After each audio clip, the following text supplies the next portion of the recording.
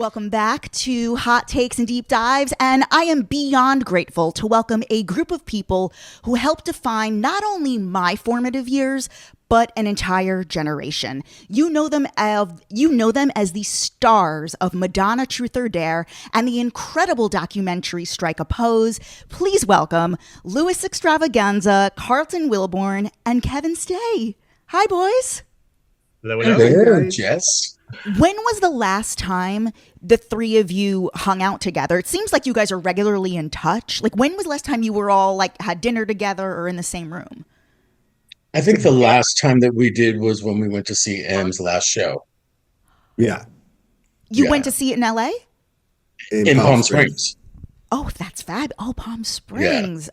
Oh, I love it. And so what did you Friends guys... and family. It was fun. That show was such an homage to everything she's done before. I was shouting from the rooftops that I felt the entire stage should have been the red bed. Right? Yes, that would have been kind of crazy, but it's okay if you think like that. Sure, imagine trying to do a whole show on a raked soft bed. Because that's one of the most iconic images from your tour, and for her to bring that back, let's just make that the whole I felt like we could have done more. Were you surprised in that tour that everyone talked about? Yeah. So of course, as she's going to be honoring the things that stood out over the legacy of her journey, that moment that Louis and Jose did with her should have been done. So it made sense. Kevin, I know that you've worked with Gaga in the past. What specifically did you do with her? I did Poker Face. Did you help choreograph it? No, I was in it. I was sitting there right there on the couch with her, dancing with her, everything.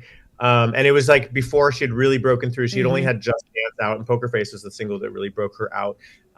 And I'm just so delighted to meet her and before she was like super known, because I mean, she's probably still the same now, but she had such an energy and such a focus on the product and doing something creative and amazing and interesting.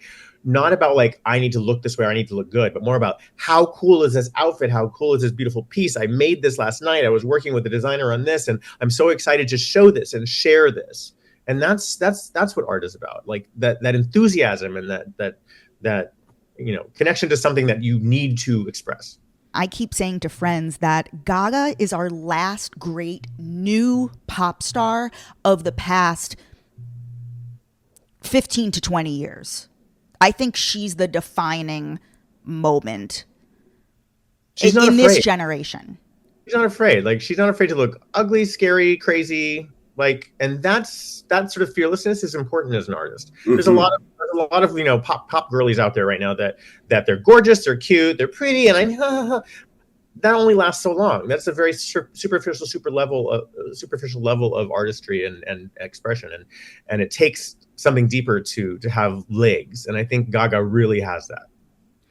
And let's not miss the brilliance, if we're talking about artistry and that freedom of expression. Doja is fucking tearing it up right now. Oh yeah, she's all over the place. Doja is laying down such hard stuff, and I think her story, right, going back to feeling thing, her story is what grabs people. Also, that she was only a few years ago barely financially busted and suffering, and trying to see if somebody was going to play her stuff, and then got to they hit me up for an outfit. She wanted to look like Single Ladies, and they hit me up for an outfit. I was like, I don't have an outfit. I don't know who this person is. And this like, what, who, how? I love Doja. I love Doja. Yeah, I love her also. Yeah. It's interesting when we talk about these modern day pop shows. There are tons of dancers on stage, and your seminal show, the Blonde Ambition Tour, as everyone knows, it was just 7 of you. At the time, 7 was a lot. And now it feels like there are 15, maybe double that at least. Even Gaga's dancers or Beyonce's dancers. Well, that 7 number that you bring up, I just want to dive into that. Yeah. Is surprising, because I don't even think, when I in my system, when I go back to what we did for the Blonde Ambition tour, I am left with the impact of it, right? And so, as you so distinctively make clear, shit, I forgot it was only 7 of us.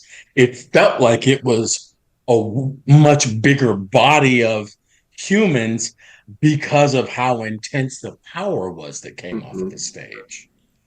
But that just speaks to how much each individual artist had as one individual entity that could do like a double bang effect, basically, at the end of the day. That's just cool. Yeah. It just felt like it was more. So that's wild that you're saying truth, which is like was only 7 of us. And I think the reason why each of you are so memorable, I know that she, through the audition process, or maybe it was once you even had the role, was she literally said, give me more of you. She wanted to extract your individual styles and personality. Can you talk about that? Like, what was the direction that you were given, and had you ever accessed that? But maybe, Lewis, if you want to start there, like how the ball scene prepared you. So the ballroom scene was very competitive, very scary. So if you're not going in, armored up, then they'll eat you up alive. That being said, I was very scared, but I was, part of a House of Extravaganza. And so we, were always dealing with, back then, not now, we were the only Latin house. So, we had to doubly be fierce, and I also explained this in our Strike a Pose movie, where it's just like, we wear that stuff like a suit of armor. Like, don't get the eyeliner twisted. You know what I'm saying? So, when we walk in somewhere, we have to be fierce. And I just, but it's a fierce that it's not like, it's a fierce for myself. It's not a fierce to attack you or to, push you away. It's just a fierce for myself to walk into the room and be just as fierce as everybody else. So that's where that vibration came from for me. So when we were doing our ballroom competitions, that's what we brought to the table, which was also helpful when we went and auditioned for Madonna and started to dance with Madonna. And she was so, taken with how fluttery our feathers were, right? Because we walked around and they were up. And now we're walking into this space with her. So, they were up and now they were out. It was like peacock time. And so, are I correct that you guys didn't actually have to audition? You and Jose didn't have to audition for it. We had audition. Yes, we had. Oh yeah, we did. We auditioned with Slam. Aside from the main audition, like you had your own time. So we had our own time. We did a voguing thing at a club called Tracks, where we knew the DJ. His name is David DePino. He opened up Track for us. Was that in Chelsea or Meatpacking? Chelsea on 18th Street. Yeah. And so he opened up the club. He's just started spinning records. They opened the side doors and we were all just dancing, and she pulls up in a limo, pops out, and she comes into the club, which is empty, of course. And we just started voguing for her. She was like, oh my God, this is so much fun. Wee! And then we went out. And then she was like, come to the audition. Let's see what you got. And then we went to the main audition.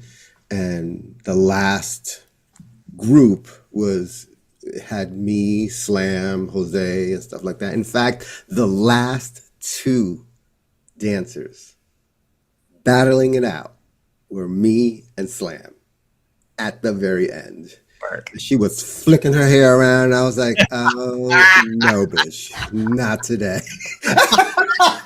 And people need to understand, you are a classically trained dancer. You and Jose met when you were like freshmen in high school. You went to LaGuardia High School, the Fame High School.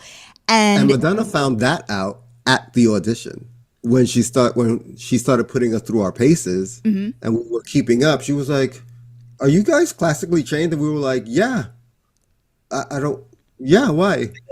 And Yeah, well, she just thought we were street dancers. Ah. She just thought we were club dancers, and which is fine, but she didn't know that we went to high school performing arts, so we had all this modern ballet, flamenco, jazz training, and so she was like, "Oh, okay, cool." So at the end, me and Slam were hitting it, honey, hitting it. And how did you join the House of Xtravaganza? Because weren't you in a different house to begin with? Jess, you have all of the information. Who are you talking to? Yes, I was in the House of LeMay before I was in Xtravaganza. What? Yes. And God. Why the switch from one house to the next? Extravaganza sounds so much better. Right. It's a better name. Ronald LeMay took me under his wing, and I was a LeMay for a little bit, which was really, really great. And then Jose became an Xtravaganza. And, one day he was like, bitch, you should be in our house. And I was like, I should, right? What was the main difference between the two houses? Like the style or the look? Yes and yes. I mean, Okay. The House of LeMay was a little bit smaller than the House of Xtravaganza. All houses have this vibration of family, so that was the same throughout. The Extravaganzas were just a family that I was a little bit more comfortable with, especially because we were speaking Spanish to each other, and so we had this camaraderie, and it just felt a little bit more close knit and special to me. Do you know who Stephen Canals is? He's the man who wrote the original pilot script, and he was the showrunner for Pose. Like Yes. Ryan Murphy shepherded his script through production, and he wound up writing and directing the majority of Pose. And his story is fascinating. And originally, Pose was supposed to be way more loosely based on Paris is Burning. And they had to change a lot because the Paris is Burning families weren't into it. They didn't want to give the rights to the likeness of the folks in that film. But can you the your specific Paris is Burning story, how Jose is in it for a little bit, but how the whole butch queen and drag category was your original category. Can you, before we move on to the other boys with their personal style, I just want to get your take on just your experience with them filming that doc. It's also information, my God. Why am I here, Jess? Just tell the story. No, I'm joking. They want to hear you say it. No. Yeah, I was butch queen up in drag first. Actually, that's how I got into the House of Xtravaganza. It was my butch queen in drag, because I won butch queen in drags 3 times. So, and Jess, I have a question for you. Yeah. I have a question for you. Yeah. Of the 3 of us, which one of us do you relate to the most as a dancer, and why? Wow. Well, I'm not a dancer, but when you see us perform, yeah, who do you resonate to, and why? Interesting. just say Carlton. That's such an interesting question. It actually may be you, Carlton, because while when I do something like this, I can be flamboyant and I can be more showy with my personality. For example, I'm a Leo, but my rising sign is a Capricorn. So I find that you're very Capricorn in your they call you the pillar of strength. You did have this more mature, elegant way about you in what I've seen.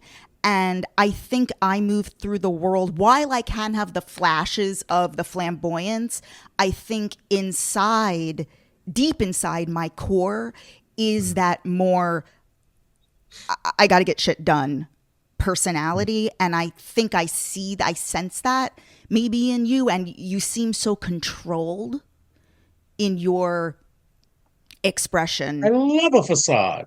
No, sorry. I mean, am I right? I mean, I know that I'm like projecting a lot of this onto you, but does that make sense? It makes sense to me. I mean, going back to your question, when you said what we thought of each other when we walked into the room, that's what we thought when Carlton walked into the room. We were like, oh, damn, okay. Like, tall, black man, you know? Yeah, he was focused, and I was like, okay, we have entered the Thunderdome here. Yeah. So, you know, and we were trying to be cute in our little, hot pants and cute sneakers, and here comes, clogs and overalls and like regular. And we were like 1,000%. I know. I was like, oh, okay. I guess we're putting on our jazz shoes now. Here we go. 5, 6, 7, 8. Like, Carlton, were you always? Did you always have that sort, or was it just because you were a bit older and a bit? Did I always take myself too seriously? Yes. Yes. Like you kind of did have like a bit of like a paternal vibe. That is definitely just kind of correlated. Kevin is skeptical. Kevin knows a lot of things, and I know a lot of things on Kevin, so be careful, bitch. Exactly. Yes, Jess, again, I came from the concert dance world, right? So that in and of itself has a certain vibrational thing that's not as playful like the commercial industry dancer vibe is. Like the concert dancer thing just is a little bit more bass, like it's your day job, like it's your blue collar is what it feels like concert dance is like. Kevin, for you, when you were going, like sort of how I posed it in the beginning, how she really wanted to reach into each of you and extract the core of your style and personality. Like, what was it that you for each of you, actually, what was the trait that you dialed up? I was obsessed with absorbing all of Lewis and Carlton. I really haven't talked to you that much about this, but like because you're an older man to me. Because I mean, I was 20, barely turning. I was 20, and you were 26 or something. And so like I was looking at you as an adult. Like I really looked at you like you have this together. You've done this for a long time. You have this experience. So I really watched your work ethic, and I saw how you approached everything. With you'd learn it, but then you'd go into this. You always go into this little internal thing where you start like finding it. You find it, and I really learned from that. And I still do that to this day. I do the same thing. I learned that really from you, like taking that and that work ethic and turning inwards. And Lewis, like with you, I think I saw something similar in both of you and Jose and Madonna, where it's like that facade, which wasn't really a facade for me, but it was like this "don't fuck with me." Like all of you had that same sort of like "don't fuck with me," like because I'm powerful. I never understood that if it was a facade until much later. But like I loved seeing that, and I wanted that for myself because I had none of that "don't fuck with me." I was more like, hi, what's going on? Just like you said, what's happening? We're all going to do a good job. What are we doing? Are we doing that later? I could do that. Watch. I was like, oh my God. We can do it all. How do we turn her off? Jess, I really love that question. And bravo to you for that question. That's a question that I don't remember an interview segment out of all these years that has ever come with that question. What's the trait that you had that you felt like you had to dial up in order to do what we did? And I would say for myself with that, never really thought about that, was ease. Ooh. I remember with Lou Conti, who was the founder and director of the Hubbard Street Dance Company.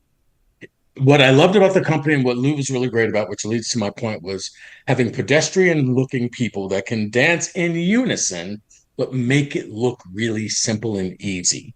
So by the time I got to M, I was really aware, one as a individual and definitely as a male partner. I know that I learned early in my training from Lou and Claire Bataille and Baruti, my big ballet teacher back then, all from Chicago, as the male, how to put the lady at ease in your hands. But it's so that was something that I really learned. And when I got in the position to be the pillar for M, and we were working with Vince Patterson, I knew that I had to give her the strength in the thing, but also let it happen in a way so that she is fully comfortable and know that she can take her body wherever she has to go, and I got you. Go ahead, Kevin. I have a real answer. Like when you're really sitting there thinking about that exact question, I think my real answer to that is what I had to dial up was my exploration of who I am, like myself as an artist, as a person, sexually, all of it. Like she was so aware of herself and what she was presenting and how she was presenting it and what she was pushing out there and what she was up to in the world. And I had not explored that at all. And so that literally was like, who am I and who do I want to be and who do I have to be or choose to be or need to be? All those questions. And, you know, by the end, like, you know, she had a hard time getting through to me. I don't think she understood me, and I don't think I understood myself. And she very clearly said it. She's like, I think you're emotionally unavailable.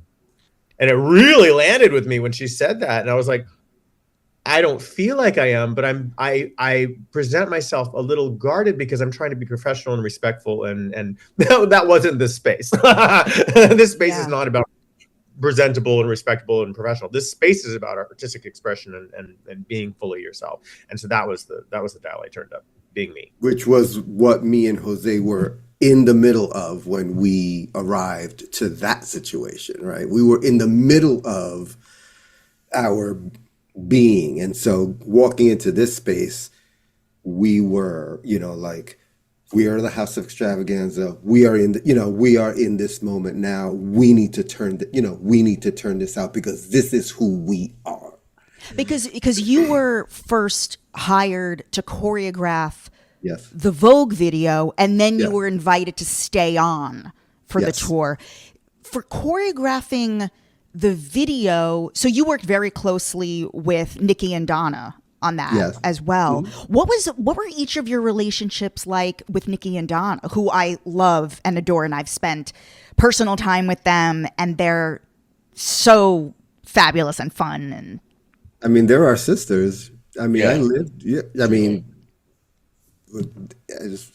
with NIKI for a moment in time, you know, and you know, there's a moment in my life where she was there when I was at a crossroads, you know, and she was the voice that pulled me back from an abyss. And, you know, I mean, I don't know if not owe in the sense of like, I owe her something. I don't know. It's just, is deep. And these gentlemen know it, you know, all feel it and know it too, especially with NIKI for me. And, you know, and DONNA, because she's such a little pooter. But, you know, with NIKI, she was like soul mama. You know? Well, and I think going back to, you know, kind of what Kevin was saying, what he grabbed from me, Jess, I think that for the ladies represented the template of how to get in right with M. That's how I viewed them. So?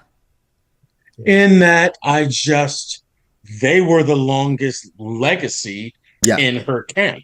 They were already working with her. So they had already been doing it and been asked back and asked back and asked back. Yeah. So when I got there, while I was really clear that Louis and Jose were standing in something that I wasn't comfortable yet to stand in, I still couldn't use them because they were still new to the package. But NIKI and DONNA had already done the distance with M already. So I was really like eyeballs on how they do it. How much humor do they let out? How much gravitas do they bring to the room? What kind of focus are they doing that I see she appreciates? So they were my template for how to do this fucking gig the right way and stay the distance with this woman. Watch them. See, there's the adult in the room. It's so true. Well, me and Jose were like, oh, girl, please, la, la, la, la, la. Whatever, girl, la, la, la, la. And then he's like, how do I? Yeah.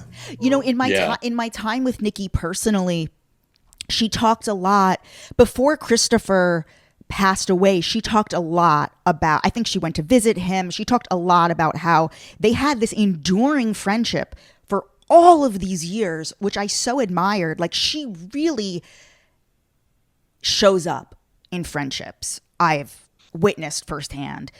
And just as you're talking about, Louis, and Yes.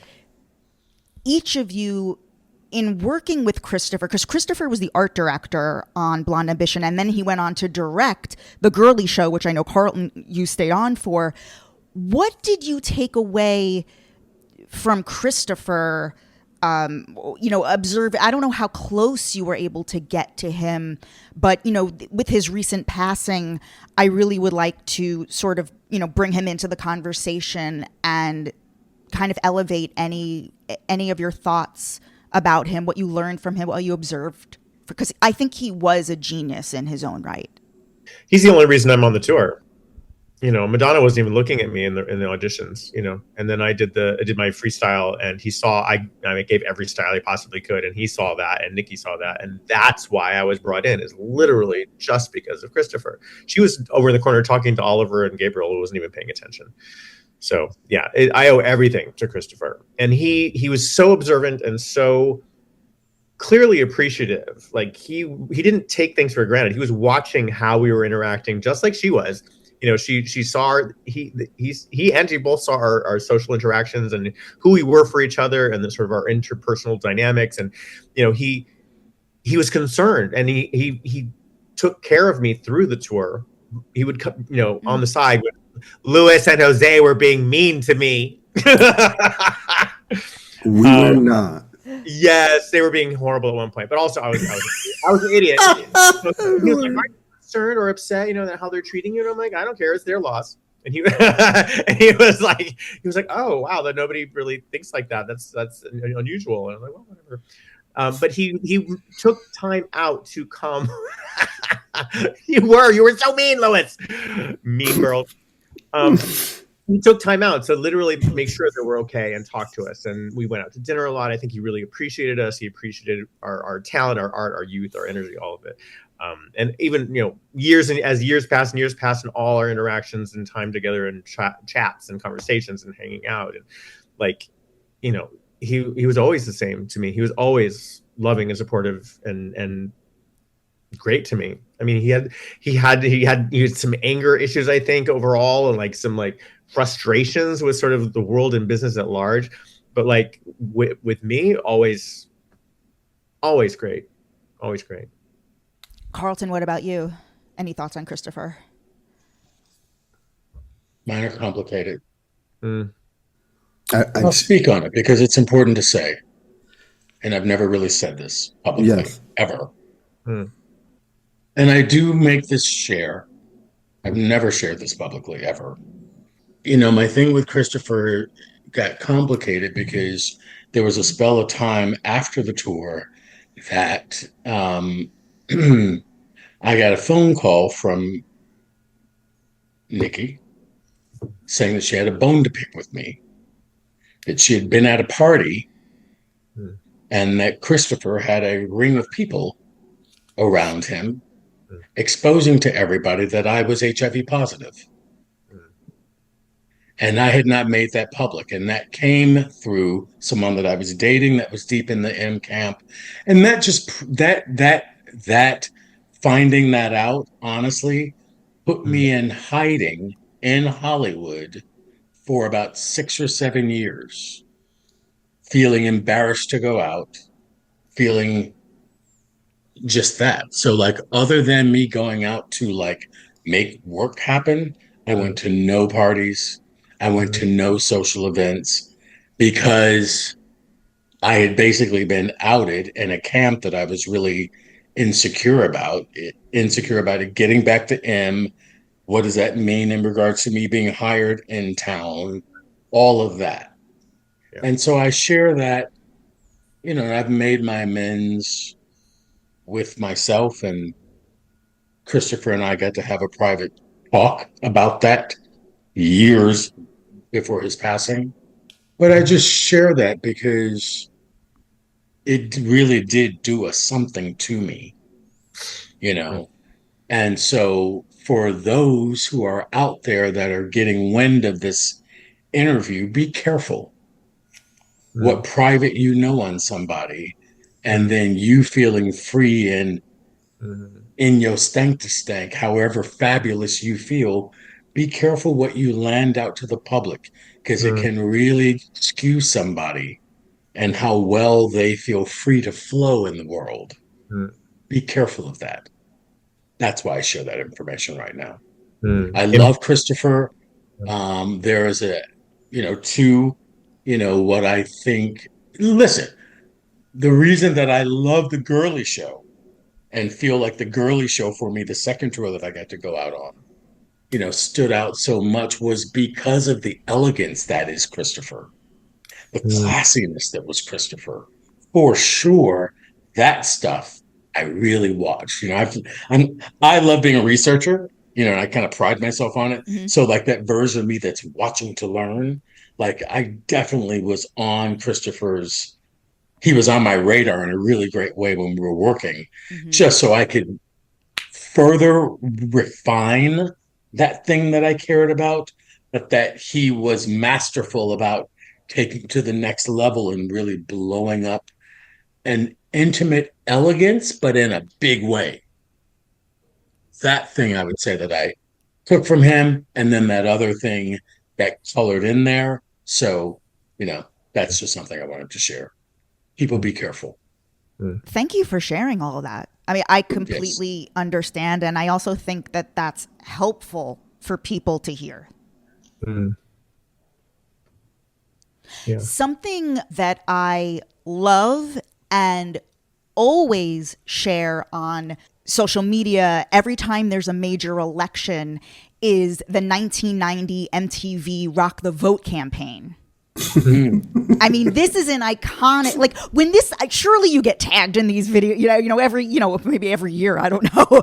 But, particularly like this year and maybe the last 3 elections have been the most important elections of our lives.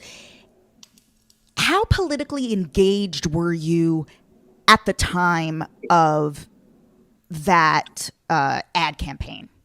I thought it was a hot pants commercial. It was a Gap commercial, but they turned it into no. How politically engaged? Not very. And again, it was one of those things that another eye-opening moment for us, and how we need to vote. We must vote. It is our right.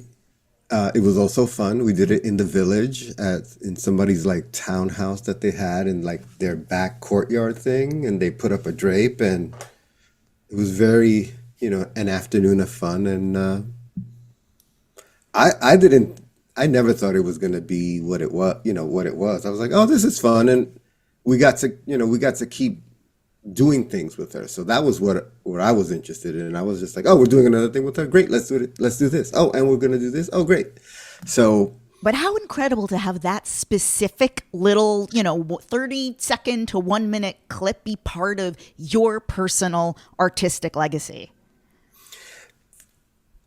Listen, I would be remiss if I didn't feel just pride and gratefulness, and I think we all do, that, that we got to put our stamp, on history, whether big or small.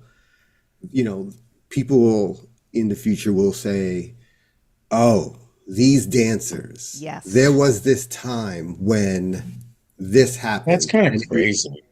Right? Kind of amazing. Yeah, it is. And it was these dancers that did this, and then they did this, and then one of them went on to another one, and then they did Rock the Vote, and then they did this. I mean, it was just, again, because it was, all the stars aligned for all of those things, and she was also at a crossroads herself. She was going from rubber bracelets and lace to Gautier and Dolce & Gabbana. So being sort of organically placed in a political movement is really, I would say, what happened for us, right?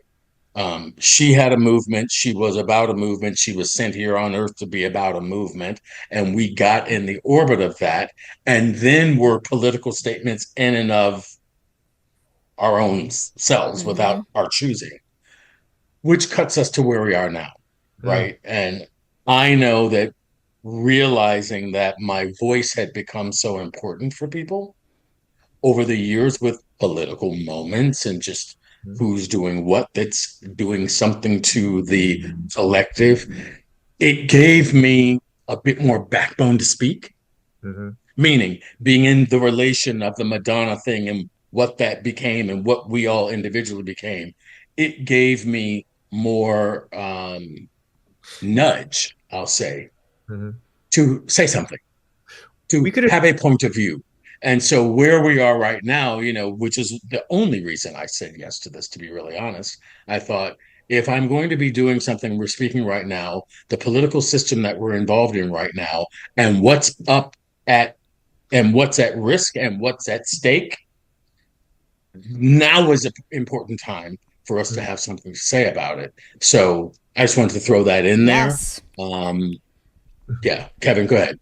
We could have easily lived and had our whole careers without ever being political, without ever having actually made a statement, without actually made a difference in anyone's lives politically or issue-wise or standing for anything. Like, that's kind of the norm for a lot of people just out in the commercial world. But we had this wonderful opportunity to actually say something. And it became very clear, I think, which is a gift, that our very existence is political. Yes. And that's what we're finding right now. Like, we have an opportunity to stand up, to say something, to be vocal, to be visible. And people need to understand that their visibility is powerful and can save lives, and more important now than ever. In the documentary, in Truth or Dare, for a lot of them, that's the first time they saw a pride parade. That's the first time they saw two men kiss. You were radical. And it's wild that was 1990, and we're so far in the future, and in a way it isn't radical, but yet it is when you look at this, you know, what's going on with the trans movement. And it is radical, and I think that radical, and going back to, you know, the reason that I shared the Chris information, which feeds into the entire M movement as I understand it, right? At the end of the day, it is all about empathy. This is what I'm learning right now in my life. It's not the time to be silent. It's important for us to be radical in our empathy. I've been up against a situation with a really dear buddy of mine, and the only thing that's turned me, because I was ready to shut the shit down, in real talk. And I've been a bit there in my quick draw in my life in general. You piss me the fuck off, you say the thing the wrong way, you show up in the wrong way, I'm done. That's Carlton's easy out. And while, yes, there's something to be said for boundaries, as I mature a little bit better, hallelujah, I'm learning, especially in this season, that we be radical in our empathy against those who don't do what we do the way we do it. That's the only reason that Louis and Jose had become so meaningful to me. And when we did our other movie, Strike a Pose, and I'm watching it and like, oh my God, how did I lose sight of how powerful they were?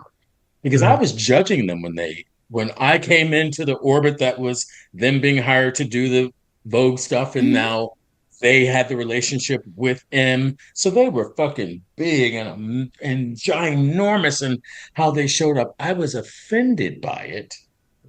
One, because I couldn't be free on my fucking own. So I was threatened by their freedom, but I realized I never had a space of empathy to look at why they get to be so big. What is it about them, coming from what they come from, being inside of Xtravaganza, this only Latino group that's speaking so powerfully, at least that I knew of, So I just want to drive that home, because that's where we are right now. And I think that the movement that the Madonna camp got us clustered in, we have a responsibility to Mhm. some of this that is happening right now. That's what I want to share. You had one of the most amazing answers. I can't remember what the question was exactly, but this interviewer was interviewing her back in our day, and her answer was something about like why would I be upset or something, or why whatever, because all I'm doing is showing you reality. This exists in the real world, and I'm showing you reality. It's weird that this can be radical when this is just the world. This is just what's real outside. And the fact that people are contesting what's real, like how is this presentation radical when all it is a Life. window? It's a window. Yeah. It's a window. Yeah. Shifting gears real quickly, Kevin and Lewis, we got to talk about two things. First of all, the two of you were in the Birdcage. I want to hear about that. But Jess, also, you have all of the information. but also, first of all, we're going to talk. Number one, we're going to talk about the Birdcage. Number two, you are not prepared for how obsessed I am with the film Showgirls. I have done extensive work on the movie Showgirls on this broadcast, and like I did a whole special. Let's just say that I auditioned for both of those projects and got neither fucking one. So yeah, bitches. You got Girlie Show. It's too much, man. That is funny. Okay, wait. First of all, okay, Carlton, take me into your Showgirls audition. I don't remember. Who cares? Right? That part, I didn't get it. I ain't fucking talking about this movie. Oh my god! And was the Birdcage the roles that? Same shit. I didn't get that either. Fuck them. Okay, let's first talk about the Birdcage. Like how present were Robin Williams, Nathan Lane, Hank Azaria? Like how present were they? And how long were you how long was the shoot? Like just quickly. We were there on the set for 4.5 months because they had dropped and added us for 1 week and they couldn't drop us again. So they just kept us there lighting and doing things and re-choreographing and trying different things for 4.5 months. Wait, hold on a second. Wait, what did they drop? When you do a drop and add, it means they can hire you and then they can only take you off your contract once. And when they pick you back up to start shooting again, they can't drop you again until the end of your shoot. So they were running behind, and so we just kept staying on, and they were trying to find things for us to do, like lighting and trying on different heels and new wigs, and how about this eyeliner, and like walking around being, having questions about should I transition? Because it was like, wow, this is good. It's so easy. All it takes is lipstick. What was Robin Williams like for each of you, Lewis? He was the one that was most engaged with all of us. I mean, anytime you walked by him or he came like to the dressing room or by the trailer, he would say hi, and literally he would dive into like his comedy. And so we were always laughing around him. He was really, really sweet. He was really smart, but he cared. Like he was always engaged. Even if you walked by to get a glass of water, he was all, "Hey, how are you? What are you doing? Oh, look at that wig!" Like he was always engaged, and that was great. He was fascinated with us. Like he was observing who we were, and of course, we were discovering who we were in drag as well. And I felt very fortunate to have a few conversations with him, because I guess his wife was Asian or his kids were mixed Asian or something, and so we kept going on like, "Oh, you're mixed, and my kids are going to look like you when they grow up," and it was interesting. And really sweet, super sweet. And Kevin, when you were filming Showgirls, did you know this was a comedy? No. I don't think they know it's a comedy now. She didn't know it was a comedy. I mean, here's the thing. Like, I mean, the director was laughing about the fact, Paul, that he couldn't change a single word in the script, because the script they bought for $5 million or something. It was the most expensive script ever sold. And they literally were tied to every single word of the script, no matter how bad those lines were. And so we were like tied, trying to make sense of these lines and like, how do we make this sound even vaguely human or real or normal? And I know Elizabeth did a lot of amazing work, and then he would say, just go over the top and do crazy whatever, and then that would be the take he'd use. Yes. And I'm like, that's so brutal and inappropriate and not cool. Like, you know, you can't make a camp film without the people in it knowing that it's camp, you know, because then it goes astray. Or at least it's not fair to the people in it, you know. I mean, obviously it will come off as it comes off, and it's a masterpiece of camp at this point. But it's not fair to the actors in it when they're playing serious and then it's being approached as camp. How many days did you film? Oh God, we were there for 5 months. Because we had all these dance numbers and things, and then we had the scenes in the house with, you know, with the rape scene, all that stuff, and you know, all the backstage stuff. It was a lot, and we had a big long process of rehearsals. Like, we had a lot of rehearsals in the soundstage outside of Tahoe. There's a comedian named John Early in LA, and he did a shot-for-shot remake of Nomi's audition scene.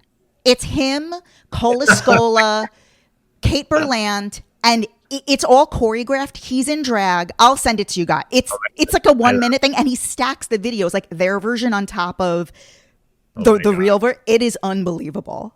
I love him.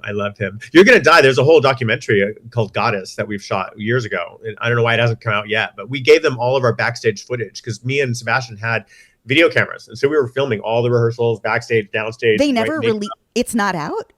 No, there's another one called You Don't Know Me. That I've seen. Yeah, no, this is literally interviews with every single person in the film except, I think, Gina and Elizabeth. Maybe, I think, because Elizabeth needs her own movie, but yeah, a redemption. Wow. Yeah, I know for so long she wouldn't talk. Like, she was so scarred by the Showgirls experience, and it was only when they did a screening of it at the Hollywood Forever Cemetery, and she was honored that she finally, I think, like, accepted like its place and like was able to kind of look at it with some sort of reverence and like, okay, like move on. Never happened. Just like in all our lives, whatever's happened in the past, all those trials and tribulations and drama, that's what brought us here. That's what gave us the life that we stand on now, our foundation. And I think she finally embraced that and understood that she wouldn't have the work that she has affecting all these young women and making this difference for people in so many ways across the board. She wouldn't have this life that she has now without that happening. Yeah. That's the fire you go through to become the jewelry on the other side. I guess, you know, when we talk about the Strike a Pose documentary, how, I know some of you were hesitant to do it. Like Lewis, I think it was, you know, you and Jose kind of had a pact. You know, one of you would do it if only if the other one did it. What was the process for like selling each of you like on the idea to act? Like, was there anybody who was like, yes, I absolutely want to do it, of the three of you, and who was like the last to sign on? Well, I was the first to sign on with, just simply because I was the first one that they met with. They flew out here from Amsterdam. We had lunch in Silver Lake. And, you know, at this point, Jess, I think for all of us, you know, that was what, 2013, 2014 that we got the invitation, that we got to reach out through Facebook from them.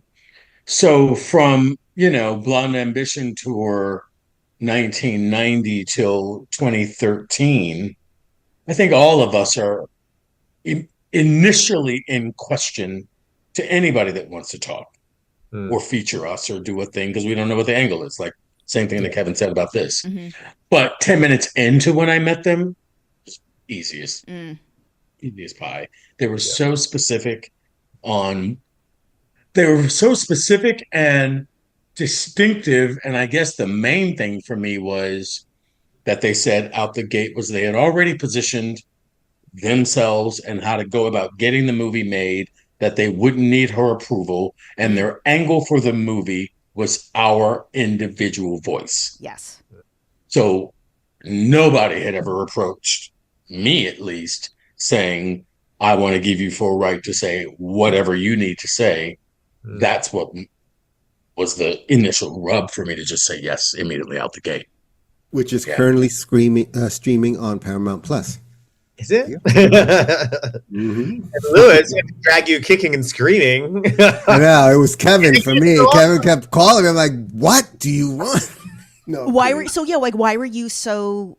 What were you nervous about? I mean, I wasn't nervous about anything. It's not about nerves. It's just about like, are they coming from an appropriate angle? Yeah, and dramatic effect.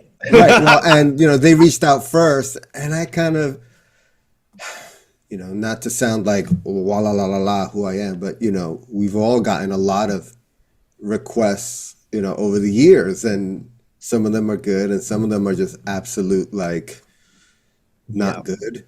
I'll be PC about it, and so I didn't know them from a can of corn, so I was just like, I don't know about this. Let me just ignore it for right now. And then Kevin called me. He was like, "Did you get an invite from these people?" And I was like, "Yes."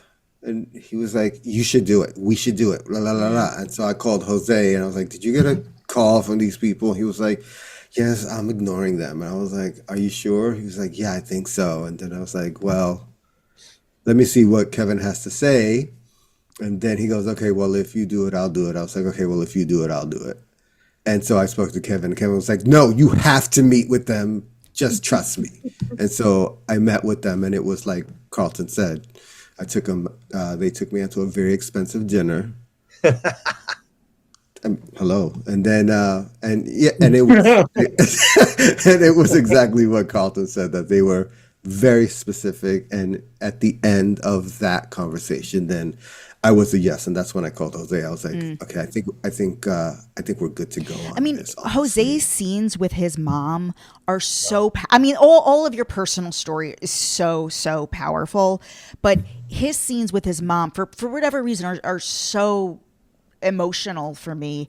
And I was actually at the Tribeca premiere with all of you there, and it was so powerful and exciting to see you all there. Was that the last time that the whole group was together or did you like tour around with the film?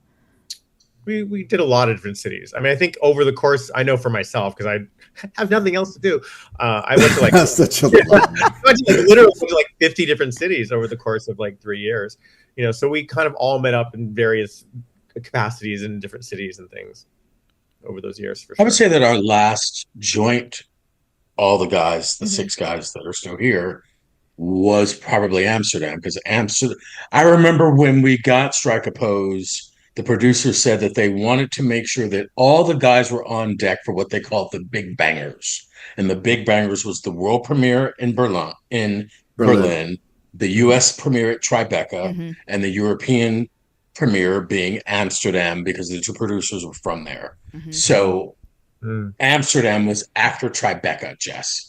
Yeah. So Amsterdam was technically the last time that all the guys were together. And then from those big bangers, they would offshoot Lewis to go to this city, Kevin and Lewis to go to this town, somebody else by themselves or with somebody else. Then we would offshoot and do a bunch of shit. But all of us together did those 3. Yeah, correct. I can't thank you enough. This has been so fun. I love seeing the 3 of you together. I think people are going to love this. Any final thoughts? Anything I didn't ask that you want to say? I love this. Be bold, be outspoken. Right now, more than ever. Like, don't be silent. Stand up. Be heard. We're not invisible, and our rights are at risk right now. So stand up for each other, and it's like one thing to stand up for yourself, but also to stand up for others. Just know that our rights are your rights are human rights. So the more people you stand up for, the more on the side of humanity you are. Lewis, any final thoughts? Yes, a couple. One, gratitude. God, I love these guys so much that it was an easy pivot, when the first idea wasn't going to work out. I was like, well, then let's get Kevin and Carlton, let's do this. And so, they were like, yeah, let's do it. And that is the kind of relationship that, one, I'm grateful for, two, I cherish, and that I'll have for literally my lifetime. So thanks. Beautiful. We didn't all get along in the beginning, and the fact that we're all so in love with each other and have these relationships is the whole world has that same hope. We were from completely different walks of life, completely different experiences. We can all relate and connect with others in our lives and in the world. And I just want to share, to the bigger macro thing, as a final statement. I use this a lot when I'm coaching, and it's to remember what you're made of, right? And I can say this specifically for each one of us, already being an ethnic something.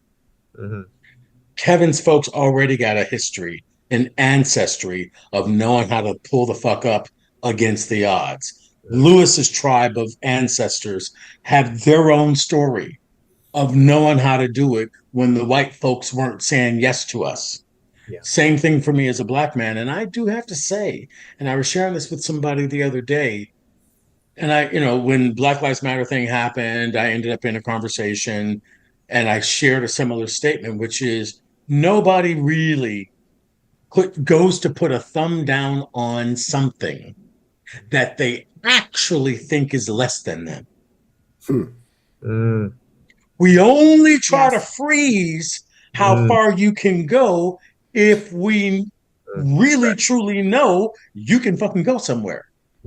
So the rub that's calmed me down right now, and surprisingly, as much as the Trumpage and the Doge and all that stuff has been doing it, it is actually giving me more of knowing how fucking brilliant and fierce I am, and actually don't have much to be scared of, because my kind always pull through. Lewis's kind always pull through. Kevin's culture we already got the history references that show try to hold us back and watch. So that's the closing statement for me, and by which I'm choosing to remind myself to live from when I do get in my feelings. Hold the fuck up. Remember, go look in the mirror, nigga. That's what you are. Yeah. So that's my closing statement. Yes. Thank you all so much. Thank you so much. Thank you. Have a great day. I love you. I love you guys. So great to see you. Kwame.